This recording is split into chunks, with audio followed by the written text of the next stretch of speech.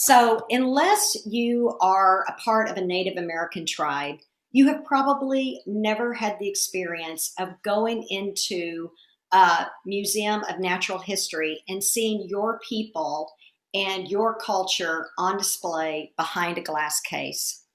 For some reason, I had never thought about that.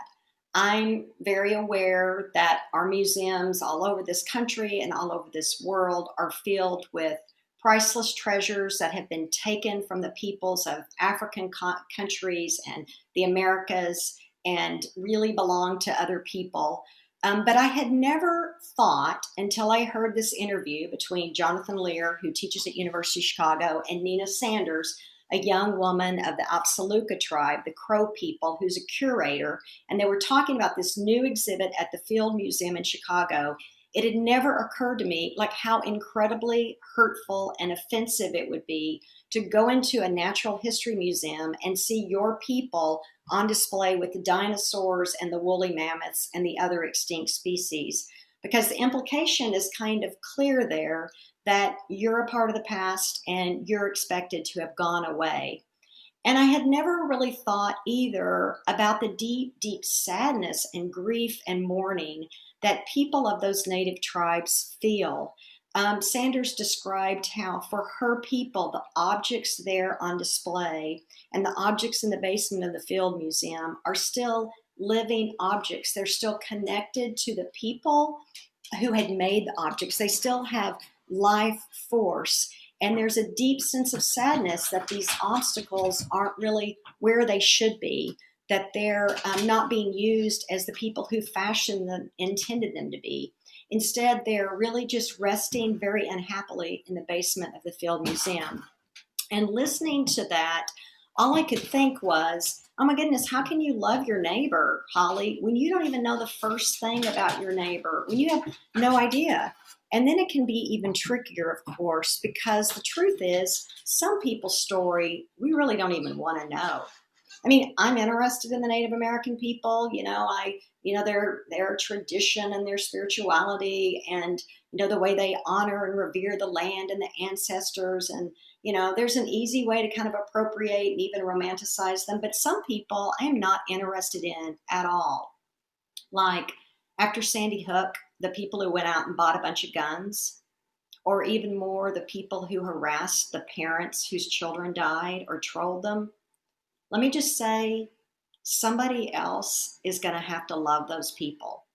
People who despise the Obamas and make fun of them, put parodies up about Michelle, somebody else is going to have to love those people. And I'm not alone in that. Arlie Hochschild, the professor at the University of California, Berkeley, wrote a book about that, Strangers in Their Own Land.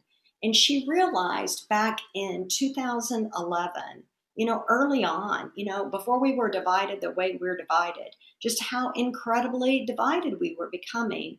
And she says that all of us know how to be empathetic, that we really know how to feel and to cry and to hurt for one another. Almost all people are empathetic.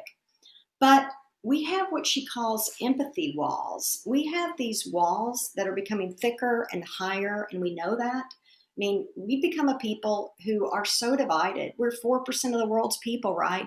25% of the world's prisoners, 25% of the world's COVID victims, because we can't seem to find a way to coordinate and work together. And she says a big part of the problem is we've got these huge walls that we put up, and we're just not interested in people on the other side of them. So she decided in 2011 that she needed to leave the very blue bubble where she lived in Berkeley, California, where she'd been a professor. She was 70 at the time, and she needed to go to a place very different from her to try to understand people, to be honest, who she couldn't begin to understand, like people in the Tea Party. Like how, when you were a part of a community and had a big manufacturing plant or a union workforce, and the people at the top of the corporation decided to close it and move that plant to China or somewhere where there was slave labor. And instead, you end up with this political party that blamed immigrants and women and people of color and blames government regulation. And so she decided, I got to go somewhere and understand people. So she decided to move to Southwest Louisiana. Not completely, but she decided to go down there and to really try to listen, to really try to hear people and to understand their story. She said her friends back in Berkeley were like, "You must be one of them," or "They're going to change you." But that wasn't the point. The point was to see, is it possible to listen to people? Is it possible to love people and care about them? So she spent 5 years going back and forth from Berkeley to Southwest Louisiana. And she wrote a pretty thick book about her experience. And she went, with people to their political rallies, and she went to their church picnics, and she went to their family reunions. And after this time of trying to really understand the deep sadness and loss that people felt in places where the small town was really gone and the good jobs were really gone, and trying to understand how it was that they had come to sort of blame or put the narrative in a certain way. And after all that, she came up with what she called the deep story of the people she met. And she says we all have a deep story. It's not a story that's based on fact. It's based on, this is how the world feels to me. And she said the deep story of the people she met there in Southwest Louisiana and the Tea Party, largely white, Christian, older men, the story went something like this. So I've been standing in line for a really long time. At the top of the line, at the top of the hill is the American dream. And while I've been in line, the hill has just gotten thicker and harder to navigate and steeper, and the people at the top fewer and fewer. But I don't begrudge the people in front of me who've been waiting longer. But then all of a sudden, I'm seeing other people cut in front of me, people who are black and brown. And then I see President Obama. How did he get in the front of the line? Isn't he a line cutter? How could he have gotten all the things he got? Child of a single mother. He must have cut in the line. And there he is, waving to the people who cut to come up further and further. And aren't I paying for the people who cut in line? I mean, Arlie could argue that, well, so a lot of people never were able to get in line, and really people have been paying their way. But that wasn't the point. The point was to try to understand and hear and recognize and to build connections too, to think, are there ways? Is there any way I can come to know you and you can come to know me and we can still work on something we agree about? Like, everybody wants to keep kids safe on the internet, and people of all political stripes believe we shouldn't be locking people up for minor offenses. And most people really do want to save the earth. What are the ways we can begin to move together? And a lot of that has to do not just with hearing someone else's deep story, but with being willing to share your own story too, right?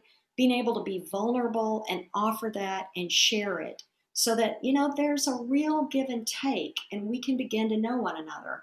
I was reading Arlie's book on maybe Wednesday when a friend reached out. She works at the Nelson Atkins. Our kids went to preschool together 24 years ago. We walk on Thursdays when we can. And she reached out to say she couldn't walk because she'd been let go from the Nelson Atkins that day. 31 years. She's been at the Nelson Atkins for 31 years. Like her first job, I think, out of graduate school. 31 years she's been a part of an institution that she's served and cared about and been proud. And listening to her, all I could think is, well, the day before was the 9th anniversary of when I lost the church I started and served for 21 years. And let me tell you, folks, if you've never lost a job, if you've never been told there's not a place for you here, I mean, the shame and the humiliation and the sadness and the grief, it's a real thing. We got 5 people, at least in our church, maybe 6 in their 50s, who are out of work now. And it's not just, yeah, well, it's the pandemic. There's a real sense of failure that goes with that. And there's a feeling of panic too. If you're a breadwinner, like you're in your 50s, you got to figure something new out, right? And this is the one thing I know as a pastor for 37 years. The sadness has to be faced and processed by all of us. That's what Jonathan Lear, the scholar at Chicago, and the young Opsaluka curator said. She said, and he said, I had no idea how much sadness the people were carrying about these 40 million objects in the basement of the Field Museum, and how it was a sense that they hadn't come to rest, that these objects were still grieving, that they were not being used. And Nina Sanders talked about like the process of reconciliation, that when she goes into the field, her first inclination, seeing the shields that have been collected from her people when they were put on the reservation, when they were starving, and then the anthropologists and the collectors came and, you get rid of the shield, right, so that you can have something to feed your kids. Her first inclination is to just weep and to cry, but that's not appropriate in their culture. They're taught that they mourn privately, they don't mourn publicly, so they hold that in. And instead, surrounded with these objects, they feed the water and they smudge themselves with cedar and bare root. And then they fill the hall with open air and with plants that these objects were expected to be surrounded by. That's not an automatic thing at the Field Museum. The curators there and the staff there, they're not used to water and fire, but that came about from conversation, from hearing the people, from understanding their deep story. And this is what it needs. This is what these objects need. This is what these people need to come to reconciliation.